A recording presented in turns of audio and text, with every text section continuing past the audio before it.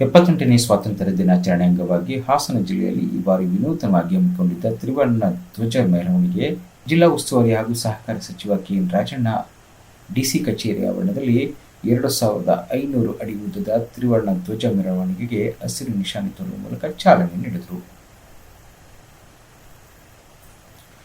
ಬಳಿಕ ಮಾತನಾಡಿದ ಸಚಿವ 78ನೇ ಸ್ವಾತಂತ್ರ್ಯ ದಿನಾಚರಣೆ ಅಂಗವಾಗಿ ಹಾಸನ ಜಿಲ್ಲೆಯಲ್ಲಿ ಈ ಬಾರಿ ವಿನೂತನವಾಗಿ ಹಮ್ಮಿಕೊಂಡಿರುವ ತ್ರಿವರ್ಣ ಧ್ವಜ ಮೆರವಣಿಗೆ ದೇಶಭಕ್ತಿ, ದೇಶಪ್ರೇಮ ಹಾಗೂ ದೇಶಾಭಿಮಾನ ಮೂಡಿಸುವಂತಹ ಪ್ರಯತ್ನದಲ್ಲಿ ಇದು ಒಂದು ಪ್ರಮುಖ ಪಾತ್ರ ವಹಿಸಿದೆ.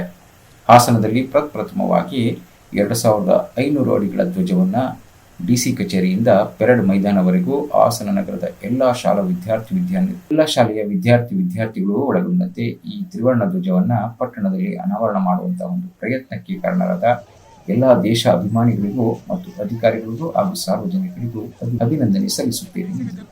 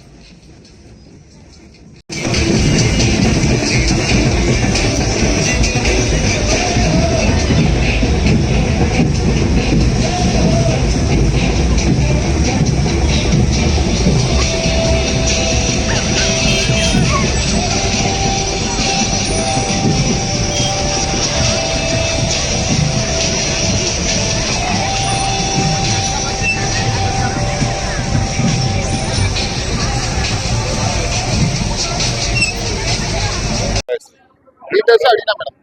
2000 ಮೀಟರ್ಸ್ ಅಡಿನಾ? 2000 ಮೀಟರ್ 2500 ಅಡಿ ಮೇಡಮ್, ಅಡಿ ಅಲ್ಲ 2000 ಅಂತ ನಾವು ಪರ್ಮಿಷನ್ ತಗೊಂಡಿದ್ವಿ. 2000 ಅಡಿ ಮೇಡಮ್. ಓಕೆ, ಎಲ್ರಿಗೂ ಸ್ವಾತಂತ್ರ್ಯೋತ್ಸವದ ಶುಭಾಶಯಗಳು. ಜೊತೆಯಲ್ಲಿ ಹಾಸನದಲ್ಲಿ ವಿನೂತನವಾದಂತಹ ಒಂದು ಪ್ರಯತ್ನವನ್ನ ಈ ಬಾರಿ 78ನೇ ಸ್ವಾತಂತ್ರ್ಯೋತ್ಸವದ ಅಂಗವಾಗಿ ಎಲ್ಲ ಸಾರ್ವಜನಿಕರ ಅಪೇಕ್ಷೆ ಮತ್ತೆ ಅವರ ಒಂದು ಒಗ್ಗೂಡುವಿಕೆಯಿಂದ ಈ 2500 ಅಡಿಗಳಷ್ಟು ತ್ರಿವರ್ಣ ಧ್ವಜವನ್ನ ಜಿಲ್ಲಾಧಿಕಾರಿಗಳ ಕಚೇರಿಯಿಂದ ಅಲ್ಲಿನ ಏನ್ ಪೆರೇಡ್ ಮೈದಾನ ಇದೆ ಅಲ್ಲಿನವರೆಗೂ ಕೂಡ ಹಾಸನ ಪಟ್ಟಣದ ಎಲ್ಲ ಶಾಲೆಗಳ ವಿದ್ಯಾರ್ಥಿನಿಯರ ಒಳಗೊಂಡಂತ ಈ ಒಂದು ತ್ರಿವರ್ಣ ಧ್ವಜವನ್ನ ಪಟ್ಟಣದಲ್ಲಿ ಅನಾವರಣ ಮಾಡತಕ್ಕಂತ ಒಂದು ಪ್ರಯತ್ನವನ್ನ ವಿನೂತನವಾದಂತದ್ದು ಪ್ರಪ್ರಥಮವಾಗಿ ಹಾಸನದಲ್ಲಿ ನಡೀತಾ ಇರ್ತಕ್ಕಂಥದ್ದು. ಇದಕ್ಕೆ ಕಾರಣೀಭೂತರಾಗಿರ್ತಕ್ಕಂಥ ಎಲ್ಲ ದೇಶಾಭಿಮಾನಿಗಳಿಗೂ ಕೂಡ ಅಧಿಕಾರಿಗಳಿರ್ಬೋದು ಮತ್ತೆ ಸಾರ್ವಜನಿಕರಿರ್ಬೋದು ಎಲ್ರಿಗೂ ಕೂಡ ನಾನು ಅಭಿನಂದನೆಯನ್ನ ಸಲ್ಲಿಸಿ ಒಂದು ವಿನೂತನವಾದಂತಹ ಪ್ರಯತ್ನ ಜೊತೆಯಲ್ಲಿ ದೇಶದ ಬಗ್ಗೆ ದೇಶಭಕ್ತಿ, ದೇಶ ಪ್ರೇಮ ಮತ್ತೆ ದೇಶಾಭಿಮಾನವನ್ನ ಮೂಡಿಸ್ತಕ್ಕಂಥ ಒಂದು ಪ್ರಯತ್ನಗಳಲ್ಲಿ ಇದು ಒಂದು ಪ್ರಮುಖ ಪಾತ್ರ ಅಂತ ಹೇಳಿ ನಾನು ಈ ಸಂದರ್ಭದಲ್ಲಿ ಇದಕ್ಕೆ ಕಾರಣೀಭೂತರಾದಂತ ಎಲ್ಲರಿಗೂ ಕೂಡ ಅಭಿನಂದನೆಯನ್ನ ಸಲ್ಲಿಸ್ತೇನೆ.